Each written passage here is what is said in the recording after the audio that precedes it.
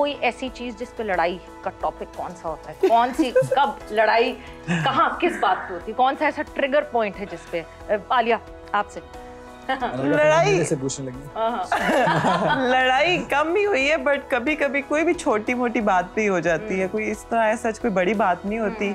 And बस मैं ये चाहती हूँ मतलब कि जैसे मैंने कोई बात की है ना, तो उस बात की वैल्यू कीजिए, उसको अंडरस्टैंड किया जाए। अगर वो ना हो ना, तो मुझे ऐसा लगता है पता नहीं मेरे साथ क्या हो गया है, तो वो मैं बतंगड़ बता देती बात, मेरी बात मतलब इग्नोर कैसे कर दी। तो वो जब मेरी बात इग्नोर होती है ना, तो वो मैं बहुत बुरा फील करती हूँ।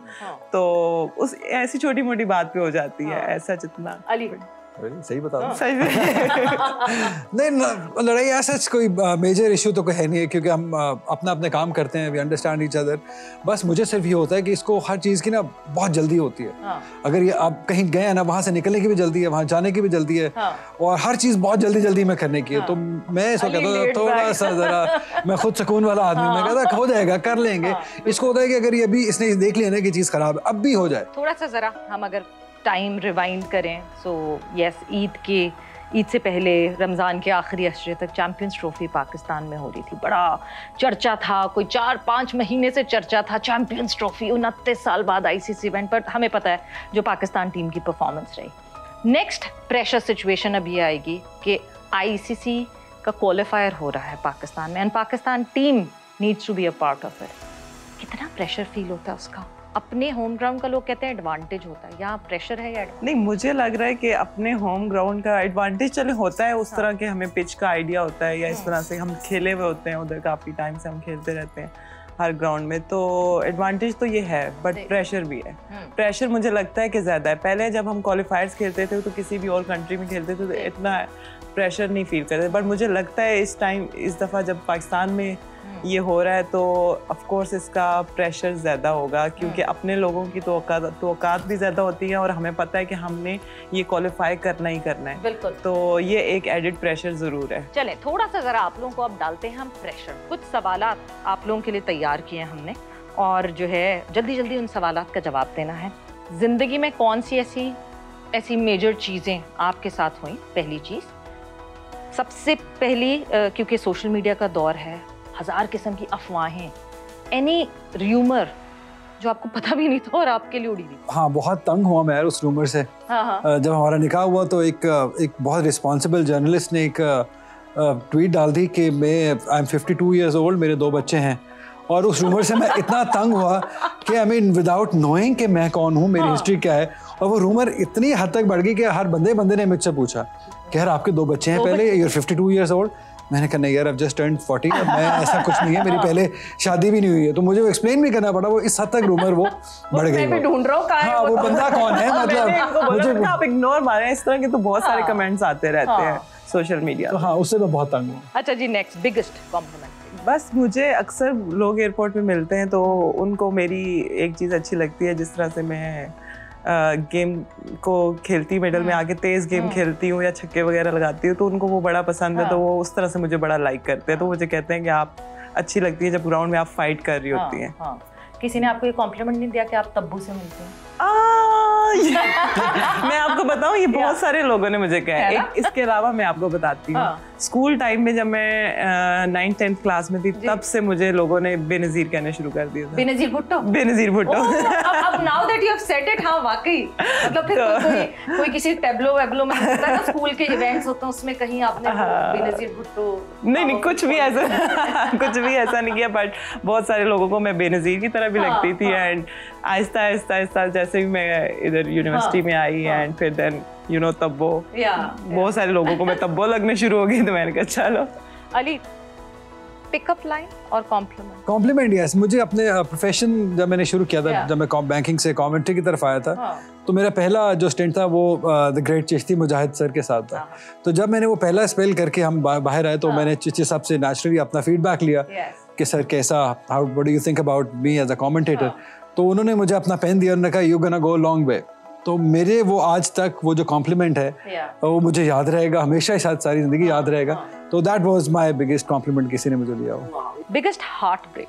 कॉन्ट्रैक्ट। हम दोनों को पता है। रिसेंटली जो हुआ वो कॉन्ट्रैक्ट नहीं है। Ali, your biggest heart? नहीं, नॉट रियली, आई सच नहीं, कोई आई कैन नॉट रिकॉल एनीथिंग। मुझे अल्लाह का शुक्र है जो भी मैंने चाहा, जैसे मैंने करियर शिफ्ट किया, कमेंट्री मिलती चली गई, तो not really, I can not complain. अच्छा जी, the biggest good news that you got? Good news. Good news. अच्छा, लास्ट रमजान में गुड न्यूज़। जब निकाह की डेट फाइनल हुई थी, तो कह लें कि रिसेंटली जो वो बिगेस्ट न्यूज़ मेरे लिए थी, क्योंकि मैंने इतनी जल्दी कुछ भी नहीं सोचा था कि इतनी जल्दी से एकदम से ये सब हो जाएगा। मेरी शादी हो जाएगी, निकाह हो जाएगा फौरन से, ये तो वो एक बिगेस्ट न्यूज़ भी थी और ब्रेकिंग न्यूज़ भी थी।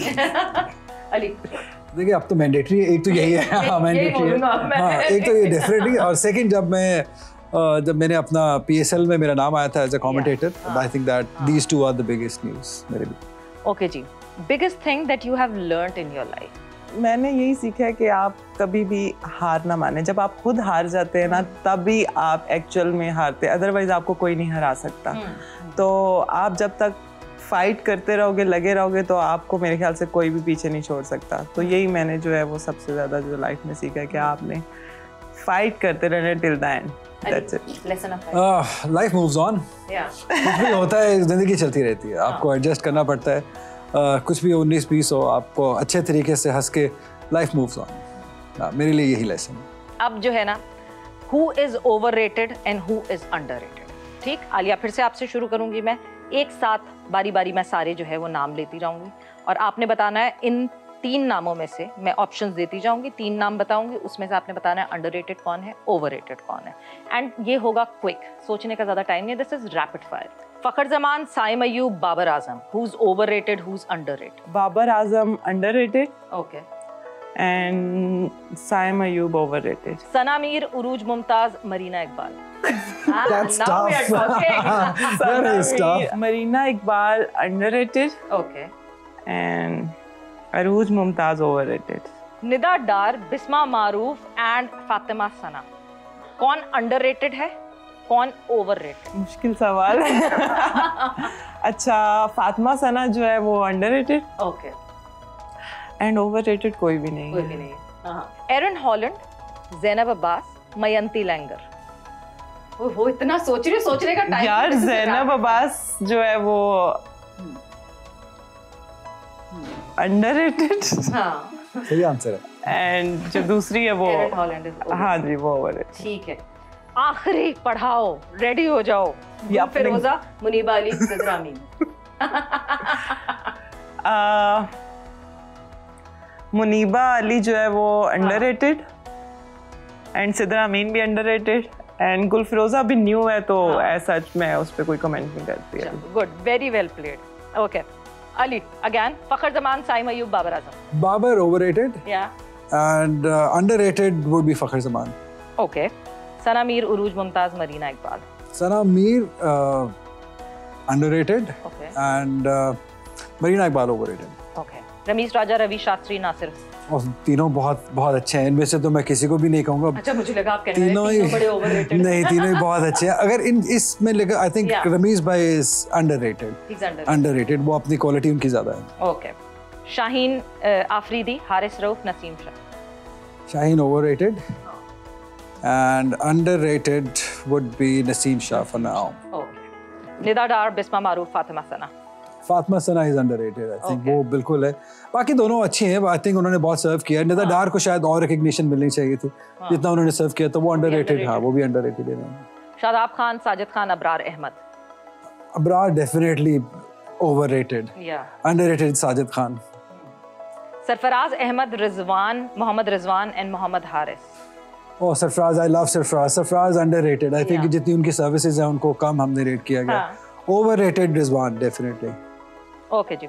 विराट कोहली, केन विलियमसन, जो रूट। तो वो मुश्किल है, तीनों ही सब क्वालिटी के हैं। मतलब आई थिंक अंडररेटेड तो कोई भी नहीं है। सबने जितना परफॉर्म किया उनको अपना क्वालिटी, हाँ इक्वली रेटेड होंगे वो तीनों ही। आई थिंक हाईली रेटेड मैं कहूँगा, not under. Eran Holland, Zainab Abbas, Mayanti Langer. Zainab is underrated for sure. I think वो बहुत उसने अच्छा काम किया उसको।